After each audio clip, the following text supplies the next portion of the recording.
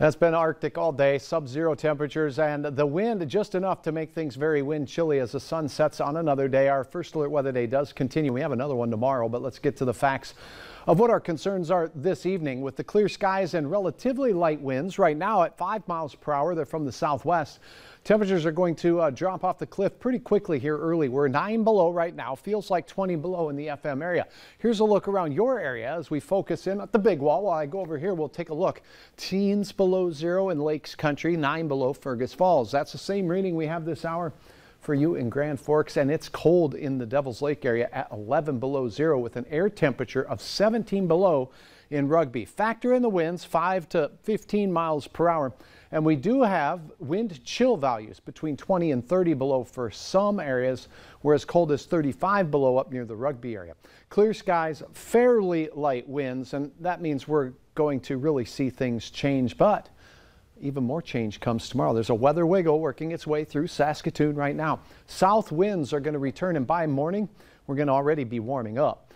By tomorrow, many of us will be much warmer. In fact, tomorrow, a lot of wind is going to cause blowing snow, reduce visibilities, and is really going to reinforce the icy nature of our roads. So we want everyone traveling from morning to night to know that in the morning, gusts of wind out of the south will reduce visibility in places to a half a mile or less, making icy conditions out of roads.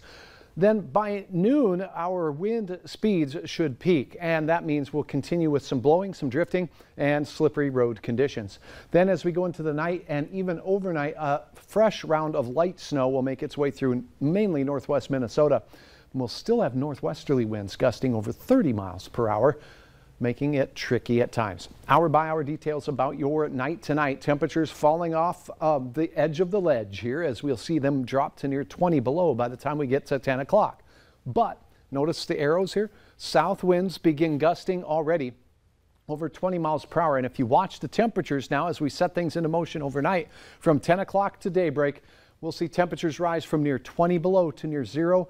Look at this, to near 20 above. Already almost a 40-degree warm-up out in the Devil's Lake Basin. But the winds gusting first thing in the morning. So keep that in mind. It's going to be wind chilly. Temperatures near zero, valley and east. Teens to near 20 to the west.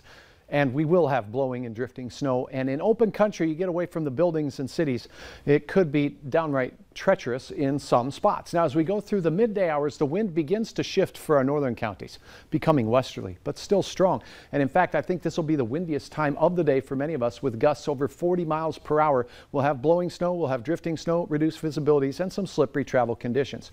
Here's where we really warm up, though, as we go through your afternoon. Temperatures near 30 degrees. So now if we're near 20 degrees by the time we get to 10 o'clock tonight, that's a good 50-degree warm-up for many of us. We'll have westerly winds. Nighttime snow making its way through northwest Minnesota could total an inch or two in some spots along the international border and into central Minnesota, along with wind from the northwest. So light snow, a lot of wind, and we have a lot of snow in place. So even though we're going to notice a temperature rise of 50 degrees, the 45-mile-per-hour winds are going to cause some problems. First from the south, then from the west and northwest throughout the day. That blowing snow with icy roads will make tricky travel. So we want to make sure that you have that first alert to those travel conditions if you have places to go on your night tomorrow, on your Wednesday. Temperatures rising from 2 below at 6 in the morning. Look at this, kissing 30 degrees as we go through the midday hour. No snow flakes, but a lot of wind in Fargo gusting over 40 miles per hour at times. More on the halos we've seen and sundogs. Glenn, thank you so much for this vibrant shot of the very bright conditions over the area. After your first alert weather day on a warm Wednesday, look at this. We get cold again on Thursday with north winds ushering in some cold. There still could be some patchy blowing snow.